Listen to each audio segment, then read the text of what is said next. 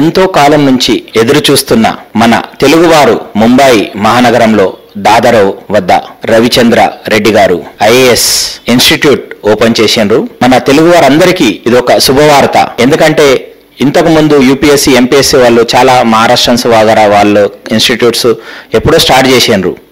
కానీ ఇప్పుడు ఆలస్యమైన పర్వాలేదు, కానీ మన తెలుగువాడు ఈ ఐఏఎస్ ఇన్స్టిట్యూట్ ఆవిష్కార్ ఇన్స్టిట్యూట్ అని ఇక్కడ దాదర్లో ప్రారంభించిండు.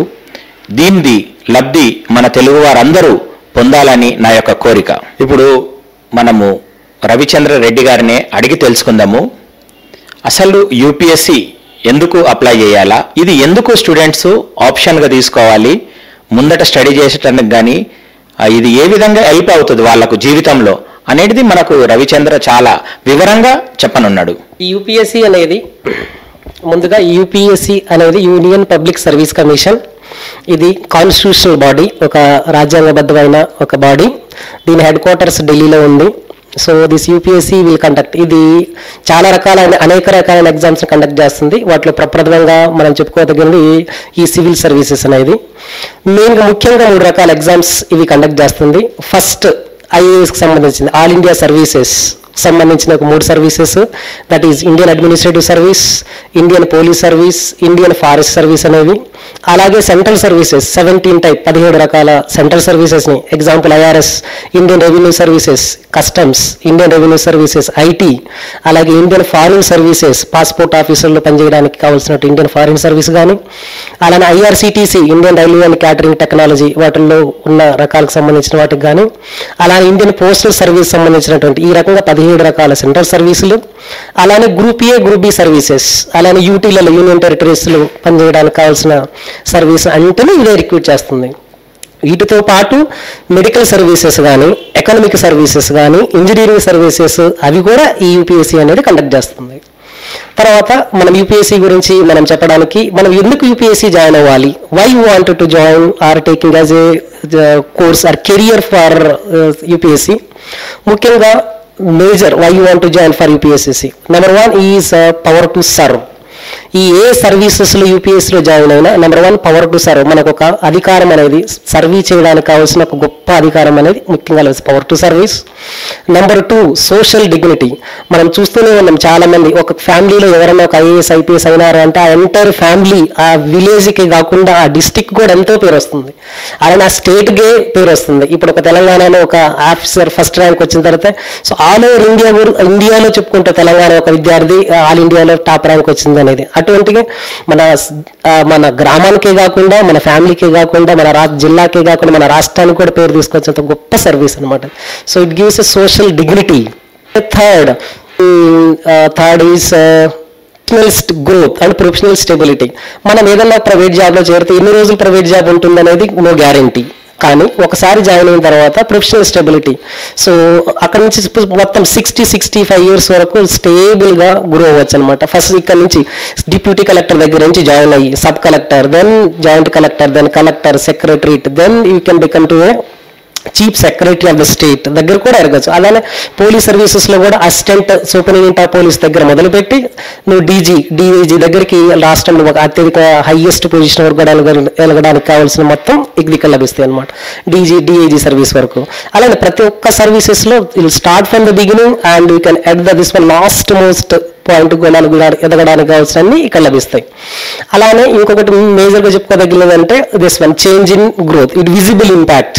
మనం ఏదైనా చేయాలనుకున్నప్పుడు ఖచ్చితంగా మన విజిబిలిటీ, ఏదైనా చేయాలనుకున్నప్పుడు ఖచ్చితంగా మనం చేసే పని ద్వారా ఇంపాక్ట్ సొసైటీలో ఎంతో కొంత ఒక చేంజ్ అనేది కనపడుతుంది. అది దేనివల్ల సాధ్యమంటే ఒక్క సివిల్ సర్వీసెస్ మధ్యనే. ఈ సివిల్ సర్వీస్ అనేది back bone of the administration. మన ఇప్పుడు జరగాల్సిన అడ్మినిస్ట్రేషన్లో మొత్తం ఎవరు చేస్తున్నారు మేజర్ భాగం అంటే ఈ సివిల్ సర్వీసెస్. మనం ఒక ఉదాహరణ తీసుకుందాం. ఇప్పుడు ఒక సినిమా తీయాలి అంటే, ఒక మూవీ తీయాలి అంటే ఫస్ట్ మనకు మేజర్గా కావాల్సింది ఒక డైరెక్టర్, స్క్రిప్ట్ రాయటం, తర్వాత మ్యూజికల్ డైరెక్టర్, సాంగ్ ప్రొడ్యూసర్, అందరితో పాటు హీరో హీరోయిన్.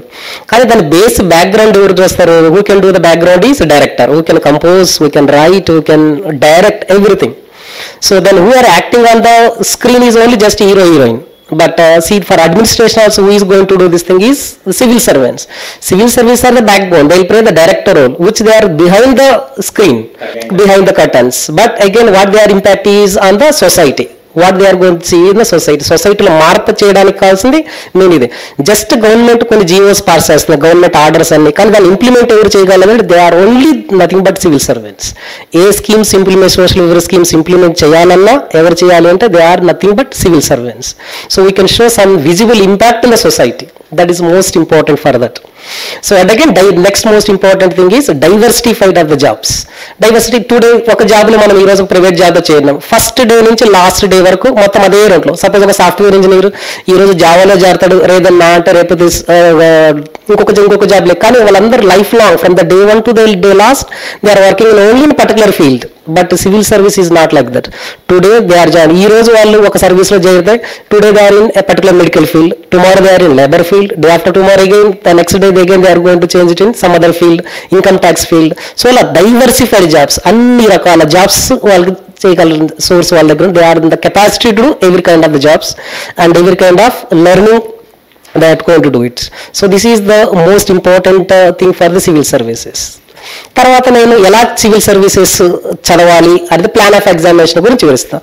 సివిల్ సర్వీసెస్ ముఖ్యంగా 3 దశలలో జరుగుతుంది. Is conducted in 3 phases. Number 1 is first preliminary stage. ఇది ముఖ్యమైన పాత్ర, ఫస్ట్ ప్రిలిమినరీ దశ. ఇది ఆబ్జెక్టివ్ టైప్ లో ఉంటుంది. 2 రకాల పేపర్, 2 పేపర్స్ ఉంటాయి. ఒకటి GS paper, 2 CSAT paper, civil services aptitude paper. ఇలా మనం మేనేజ్మెంట్ రాయాలంటే మ్యాట్ ఎగ్జామ్ లాగానే ఇది సివిల్ సర్వీసెస్ రాయాలన్నప్పుడు civil services aptitude test CSAT. ఈ 2 పేపర్లు ఇవి ఆబ్జెక్టివ్ తరాలో ఉంటాయి, అంటే మల్టిపుల్ చాయిసెస్ ఏబిసిడి టైప్ లో ఉంటాయి. ఈ ఎగ్జామ్ పాస్ అయితేనే మెయిన్స్ ఎగ్జామ్కి వెళ్తాం. సో సిసాట్ లో జనరల్ స్టడీస్ లో సిసాట్ లో వచ్చేసి 80 క్వశ్చన్స్ ఉంటాయి, జనరల్ స్టడీస్ లో వచ్చేసి 100 క్వశ్చన్స్ ఉంటాయి. జనరల్ స్టడీస్ లో 2 మార్క్స్ ఈచ్ అండ్ సిసాట్ వచ్చేసి 2.5 marks each, but both together it is 400 marks. But CSAT is only for qualifying, 33% వస్తే సరిపోతుంది. అదే జనరల్ స్టడీస్ పేపర్లకు మాత్రం క్వాలిఫైయింగ్, జనరల్ స్టడీస్ పేపర్ మాత్రం ఖచ్చితంగా మంచి మార్క్స్ రావాలి. సో కేటగిరీ వైజ్ కటింగ్ అనే ఉంటుంది, అంటే ఓపెన్ కేటగిరీ ఒకటి, OBC, schedule caste, schedule tribe, రకరకాల కేటగిరీ ఉంటుంది. But all together you have to score at least 55 to 60% అనేది రావాలి. So who pass in prelims they will come to the mains. General గా prelims ఎప్పుడు కండక్ట్ చేస్తుంటారు? మే అందు కానీ జూన్ లో కానీ మొదలు పెడుతుంటారు. జూన్ లో ఎగ్జామ్ జరుగుతుంటుంది. సో దీని రిజల్ట్స్ ఎప్పుడు వస్తాయంటే ఏప్రిల్, ఆగస్ట్ లో వస్తాయి. ఆగస్ట్ లో తర్వాత mains exam. Those who qualified prelims they will come for the mains. Prelims లో పాస్ అయిన వాళ్ళు ఎవరైతే ఉన్నారో వాళ్ళు మెయిన్స్ రాయడానికి అర్హత సాధిస్తారు. ఈ మెయిన్స్ లో ఏముంటుంది మరలా? ఇది డిస్క్రిప్టివ్ పేపర్, అంటే ఇది వ్రాతపూర్వక పరీక్షలు. అక్కడ మొత్తం మనం రాయాలి. సో ఇక్కడ బేసిక్గా మనం ముందు చెప్పుకోవాల్సింది అంటే 2 ఒక this one non counting papers అనేవి 2 ఉంటాయి. ఒకటి ఇంగ్లీష్, రెండోది మదర్ టంగ్. మనం తెలుగు వాళ్ళం కాబట్టి మనం తెలుగులోనే రాసుకోగలము. లేదు మనకు తెలుగులో అంత కమాండ్ పట్టు లేకపోయినప్పుడు మనం హిందీలోనే రాసుకోవచ్చు, లేదా ఇంకొక సబ్జెక్ట్ మరాఠీ, ఇంకొక సబ్జెక్ట్ ఏ సబ్జెక్ట్ అయినా మనం రాసుకోవచ్చు. కానీ ఓన్లీ క్వాలిఫైయింగ్ మార్క్. ఈ 2 పేపర్లు 300 మార్క్స్ ఉంటాయి. మనకు క్వాలిఫైయింగ్ 25%, అంటే మనకు 75 మార్కులు వస్తే మనకి ఈ 2 పేపర్లు మనం క్వాలిఫై అవుతాం. కానీ ఈ పేపర్లు మన కౌంటింగ్ అనేది ఎలిజిబిలిటీ ఉండదు. ఈ 2 పేపర్లు just it is qualify marks. ఈ 2 క్వాలిఫై అయితేనే తక్కిన పేపర్స్ అని ఇవాల్యుయేట్ చేస్తారు. ఒకవేళ ఇక్కడ మనకు జస్ట్ 25% రాకపోతే తక్కిన పేపర్స్ అనేది ఇవాల్యుయేషన్ చేయరు. అప్పుడు మన రిజల్ట్స్ మొత్తం 0. మనం ఎంత బాగా రాసినా మనకు మాత్రం మన పేపర్స్ ఇవాల్యుయేషన్ చేయరు. సో అది చాలా గమనించాలి. సో ఇవాల్యుయేట్ పేపర్స్ అని చెప్పేసి మనం స్కోరింగ్, నాన్ స్కోరింగ్ అని చెప్పి దాన్ని తక్కువ చేయకూడదు. English just English is 10th class based English. అన్ని essay writing, letter writing, comprehension ఇవే ఉంటాయి చాలా వరకు. సెంటెన్స్ ఫార్మేషన్స్ ఇవే చాలా ఈజీగానే ఉంటుంది. కానీ నెగ్లెక్ట్ చేయకుండా దీన్ని కూడా చదువుకుంటూ రావాలి, మదర్ టంగ్ పేపర్ కానీ ఇంగ్లీష్ పేపర్ కానీ. సో ఇదైన తర్వాత ఇంకొకటి మెయిన్ ఏంటంటే కౌంటింగ్ పేపర్స్. ఫస్ట్ ఒక ఎస్ఏ పేపర్, 1 ఎస్ఏ పేపర్. దీంట్లో 2 పేపర్ 2 ఎస్ఏలు రాయాలి. 125 మార్క్స్ ఈచ్, 125 into 250 మార్క్స్. ఒక 2 ఎస్ఏలు రాయాలి. ఆ తర్వాత 4 జనరల్ స్టడీస్ పేపర్స్ ఉంటాయి. పేపర్ 1, 2, 3, 4 అనేది ఒక్కొక్క పేపర్ 250 మార్కులు. అలా 1000 మార్కులకు ఉంటాయి. ఇంకొక ఆప్షనల్ స్టడీస్ ఉంటుంది, ఇంకొకటి ఆప్షనల్ సబ్జెక్ట్. అవి 2 పేపర్లు 2 into 250, 500. మొత్తం 250 + 1000 + 500. సో 1750 మార్క్స్కి 1750 మార్క్స్కి ఈ మెయిన్స్ అనేది కండక్ట్ చేస్తారు. సో ఈ ఎగ్జామ్స్ ఎప్పుడు జరుగుతాయి? జనరల్గా అక్టోబర్లో జరుగుతుంటాయి ఎగ్జామ్స్. వీటి రిజల్ట్స్ వచ్చేసి మళ్ళీ ఫిబ్రవరిలో వస్తుంటాయి అనమాట. అప్పుడు ఎవరైతే ఈ మెయిన్స్ లో పాస్ అయ్యిందో వాళ్ళందరికీ మళ్ళీ ఇంటర్వ్యూ, పర్సనాలిటీ టెస్ట్ ఇంటర్వ్యూ. ఈ ఇంటర్వ్యూ అనేది 3rd phase. ఆ 3rd phase అనేది అందరూ ఢిల్లీకి వెళ్ళాల్సిందే. So whoever passed means they have to go to Delhi. So government will bear the expenditure. మీకు థర్డ్ ఏసీ టికెట్ ఎక్కడ మీరు ఇండియాలో ఎక్కడ మెయిన్స్ రాసినా, ఇండియాలో మీరు ఎక్కడ ఉన్నా మీరు అందరూ ఢిల్లీ వెళ్ళాల్సిందే. ఆ ఢిల్లీలో మీకు అప్ అండ్ డౌన్ ఛార్జెస్ మొత్తం వాళ్ళే పే చేస్తారు. సో ఫస్ట్ రోజు ఇంటర్వ్యూ ఉంటుంది, మరుసటి రోజు మెడికల్ టెస్ట్ ఉంటుంది. ఆ 2 రోజులకి TADA గవర్నమెంట్ యూపీఎస్సీని పే చేస్తుంది. So you have to go to Delhi for personality test. So personality test జనరల్గా మార్చిలో స్టార్ట్ అవుతుంది. It going to be end in to the April 15th 20th అయిపోతుంది. జనరల్ రిజల్ట్స్ వచ్చి April 25th తర్వాత April last వీక్లో ఖచ్చితంగా results అనేవి వస్తాయి. ఈ పర్సనాలిటీ టెస్ట్ మాత్రం ఢిల్లీ. దానికి ఏంటి పర్సనాలిటీ టెస్ట్ అందరికి చాలా భయపడుతుంటారు. ఈ మన యూట్యూబ్లో అన్ని చాలా చూస్తుంటారు. పర్సనాలిటీ టెస్ట్ రకరకాల క్వశ్చన్స్, అవన్నీ తప్పు. పర్సనాలిటీ టెస్ట్ చాలా సింపుల్గా just know about your self. మీకు మీ గురించి తెలుసా అనేది ముఖ్యంగా, దాని గురించి మాత్రమే అడుగుతారు అంతే. అంతేగాని రకరకాల మీరు ఎన్ని నీటిలోకి వచ్చారు, మీరు మళ్ళీ ఎలా వెళ్తారు, అది అన్నీ తప్పు. అవన్నీ ఏముండో చాలా సింపుల్గా క్వశ్చన్స్. ఒకవేళ మీరు ఒక మంచి ఉన్నత ఉద్యోగం చేస్తున్నారు, మీరు ఆ సర్వీస్ వదిలి ఈ సర్వీస్ ఎందుకు వస్తున్నారు, why you are joining civil services అనేవి మాత్రమే చూస్తారు. ప్లస్ అక్కడ మీకు సబ్జెక్టు గురించి పెద్దగా అవగాహన లేకపోయినా కానీ ఇబ్బంది ఏమి ఉండదు.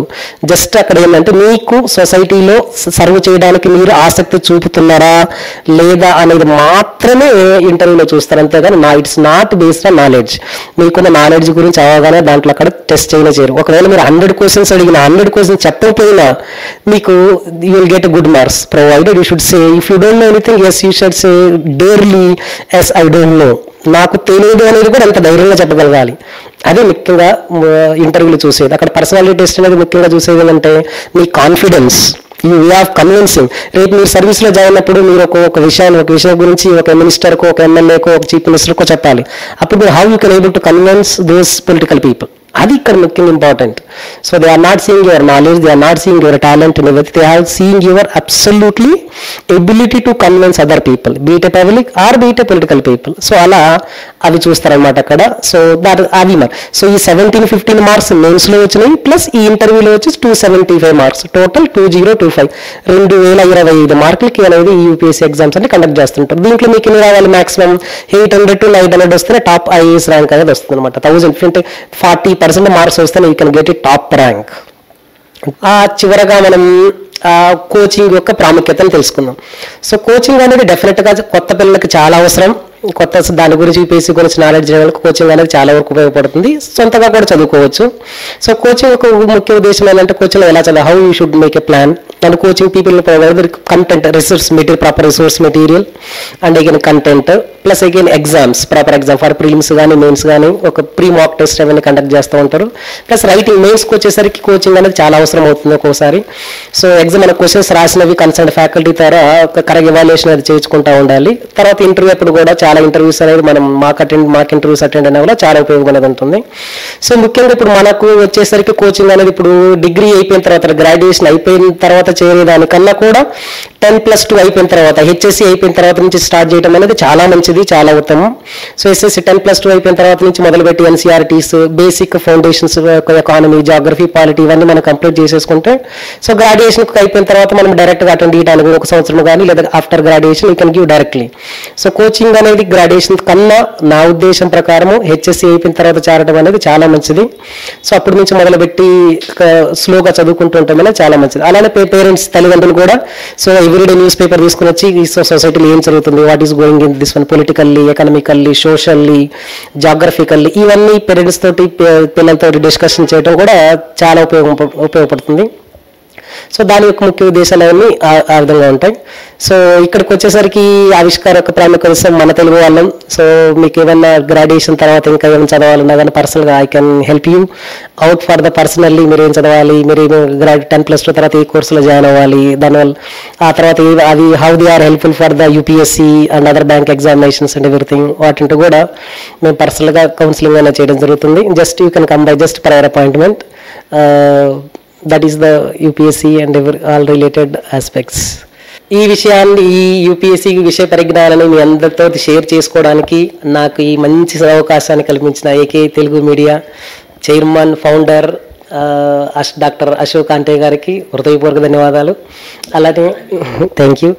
అలానే మీరందరూ కూడా ఈ వీడియో చూసి నాలెడ్జ్, విషయ పరిజ్ఞానాన్ని పొందినారని భావిస్తున్నాను. అలానే మీరు షేర్ చేస్తారని కూడా ఆశిస్తున్నాను.